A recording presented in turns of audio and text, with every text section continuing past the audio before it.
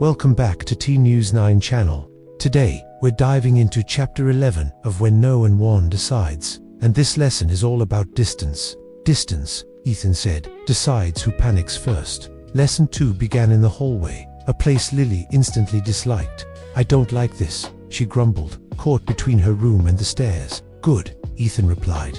Fear sharpens memory. That's not comforting, it's useful. He placed her near the wall.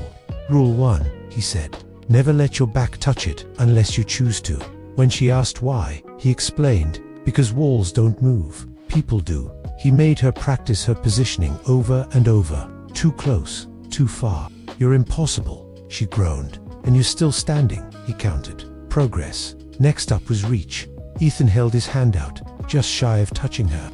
If I were solid, he said, this is where danger begins. Her skin tingled. It felt way too close. Yes, he confirmed. You should feel uncomfortable before you're trapped. She instinctively stepped back. Good, he praised. Now remember that feeling. They moved on to turning, not fast, but controlled. Speed comes after balance, Ethan explained. Lily stumbled, but caught herself. Again, he commanded. Her muscles ached. Again, but this time, she didn't argue. Suddenly, Lily noticed Ethan's pauses growing longer. He seemed to be staring into space. Ethan, you okay? He blinked, looking disoriented. I lost track, he admitted. Of what? Time. A chill went down her spine. This was new. He nodded slowly. They ended the lesson earlier than planned. You're pushing yourself, Lily said, her voice soft. So are you, he shot back. That's different. It isn't. She crossed her arms, demanding honesty. You promised you'd tell me if something was wrong. He finally met her gaze. I'm still learning the rules, he said. Just like you.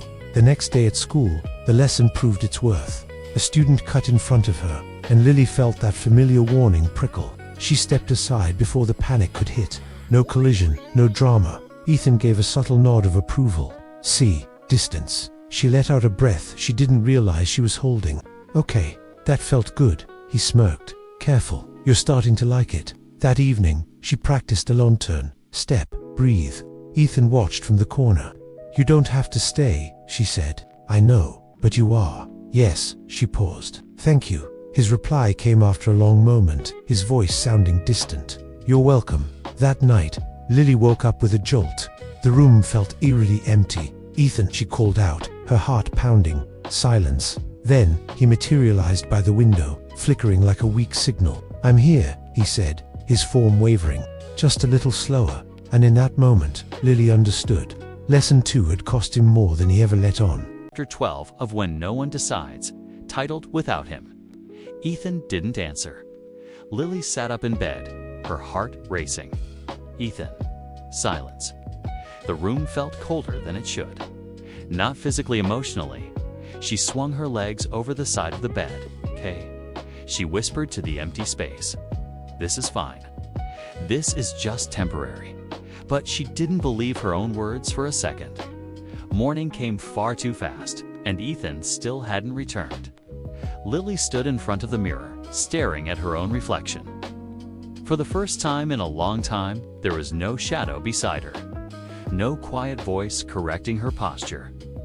Just her, alone. She adjusted her stance anyway, a force of habit. Feet grounded, breathing slow and controlled. Distance, she murmured.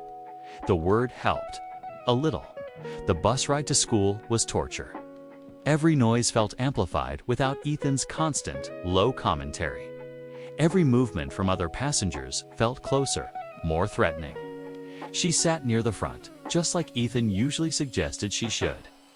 Habit, she realized with a jolt of fear. A habit that was now a part of her. At school, Lily kept her head up. Not with confidence, but with caution. Her eyes scanned everything. Then she saw it again, the strange symbol, this time scratched lightly into a desk in the back of her first class. 3 short lines, 1 long line. Her pulse spiked. Don't panic, she told herself, moving to a different seat. No one stopped her, but that offered no comfort. By lunchtime, her hands were shaking uncontrollably. She almost went outside to eat, then stopped herself. It was too open, too vulnerable. She chose a table near a solid wall instead. Rule 1, she whispered. Walls don't move. She angled herself so the wall was her choice, her anchor. It helped, a little. Then someone sat down across from her. Lily froze, but it wasn't a threat. It was just a quiet, normal girl from her class. Hey, the girl said softly. Mind if I sit here? Lily swallowed hard.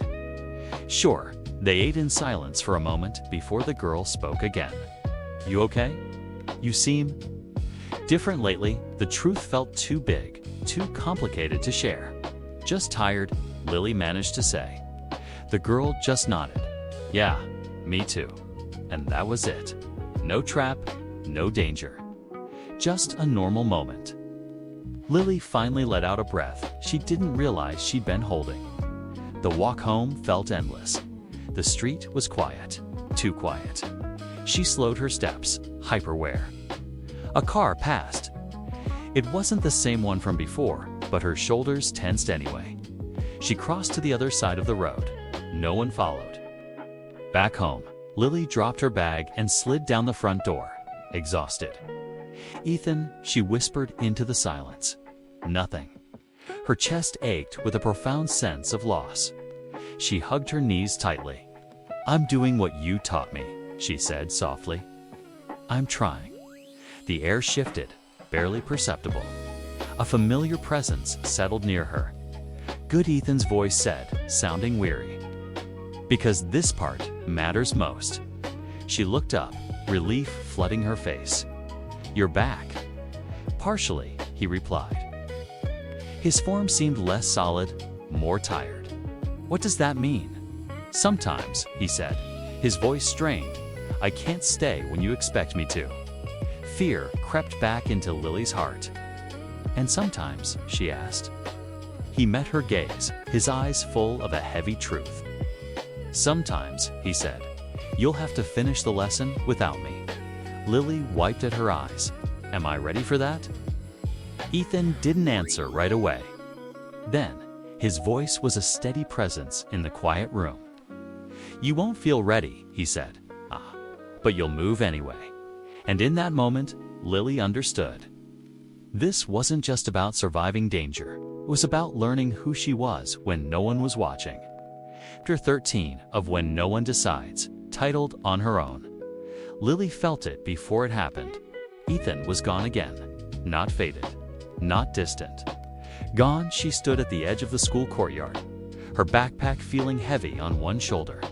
The late afternoon sun made long shadows stretch across the ground, offering too many places to hide.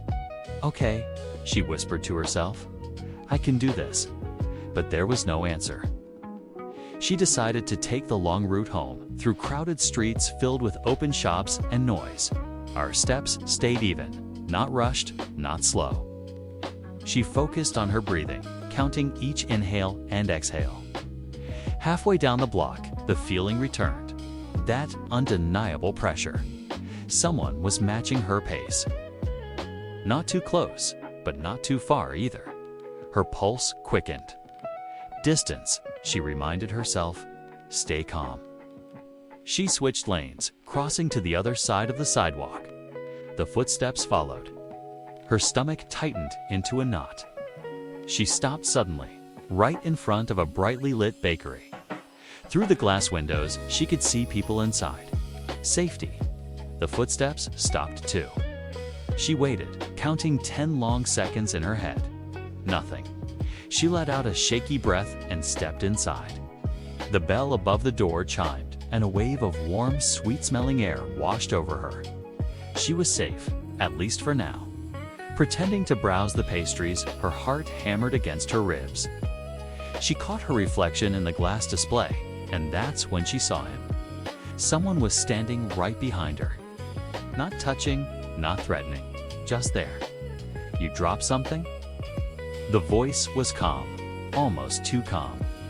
It was the same boy from the school hallway. Lily's chest tightened. No, she said. I didn't. He smiled politely. Think you did. She stepped sideways, moving closer to the counter where other people stood. Witnesses. You should leave, she said, her voice shaking slightly, but she stood her ground. His polite smile faded. "See?" he murmured. "You can hear things." Her blood ran cold. She didn't answer. She didn't run. She remembered what Ethan had taught her. She watched his feet. He was too close, blocking her path. Don't let your back touch the wall. So, instead of retreating, she stepped forward. He blinked, surprised by her move. "Excuse me," she said firmly, slipping past him. The bell chimed again as she left. She didn't look back. Outside, the air felt sharp and cold. Her legs trembled, but they kept moving. She crossed the street, changed direction, ducked into another shop, and then another. Only when she reached a busy intersection did she finally stop, her hands shaking uncontrollably. "Ethan," she whispered into the empty air. Nothing. She got home just as the sky darkened, quickly locking the door and leaning against it. Her chest burned as she finally let herself take a deep, shuddering breath. "I did it," she said quietly. The air in the room shifted. Ethan appeared near the stairs, faint but real. "You did," he said. Relief hit her so hard she almost laughed. "You weren't there," she accused, her voice cracking. "I know, and I was scared. I know, but I moved." Ethan smiled, a genuine, proud smile. That's the lesson. Lily wiped her eyes. "They followed me. They knew." Ethan's expression hardened. "Yes," he said. "And now we know something too." "What?" He looked straight at her. "They're testing you," he said, "'cause someone else told them to." And for the first time, the shadow behind Ethan's death felt close enough to touch. Chapter 14 of When No One Decides. "I remember the sound," Ethan said, his voice a ghost in the darkened room. "Not the face." Lily clutched a pillow, her voice soft. "You don't have to," but he did. The memories were coming back, fragmented and sharp, whether he wanted them or not. "It started like any other job," Ethan began, his words slow, distant. "Clean, quiet, final." He wasn't alone that day, and that was the problem. He trusted the people with him. The memory was a mosaic of cold concrete, a familiar set of footsteps, confident, unhurried. Then a sound, too soft. He didn't see the weapon, he only heard it. He didn't fight back because he didn't think he needed to, until he did. Suddenly, an image flashed in his mind, sharp and clear. A symbol. 3 short lines, 1 long line. "That mark," he whispered, his voice cracking. It was there. Lily's heart hammered against her ribs. "Where?" "On the wall," he said. "Near the exit." It was the same symbol that had been haunting her. The one connecting them. "So whoever's after me," she started. "Is connected," Ethan finished. The silence in the room was heavy, suffocating. He pressed a hand to his temple, his ghostly form flickering. "Something's blocking the rest," he said, frustration lacing his tone. "Like a door I can't open." Lily's throat tightened. "What happens if you push it?" His gaze found hers, his expression grim. "I don't know, but I don't think I come back the same." "Then don't," she pleaded, but his faint smile told her it wasn't that simple. She began to pace. "This symbol isn't random. It's a message, a signature." "From who?" she asked. He shook his head. "From someone patient, organized, and very sure I was already dead." A chill ran down her spine. "Why me?" she asked, the question that always lingered. Ethan's eyes held hers. "Because you're the variable." Something they didn't plan for. His form dimmed even more. "I'm running out of room for memories," he said quietly. Lily's chest ached. "What happens when you remember everything?" Ethan's gaze drifted to the window, to the world outside he could no longer touch. "Then," he said, his voice barely a whisper, "either I disappear or the truth does." And in that moment, Lily understood the terrifying cost. Finding the answers might mean losing the only ally she had. Chapter 15 Pressure. They stopped waiting. The message came during second period. Lily's phone vibrated once, sharp against the desk. She froze. Phones weren't allowed, but she didn't move. A notification glowed faintly on the screen. Unknown number, you're improving. Her stomach dropped. Ethan appeared beside her, slower than usual.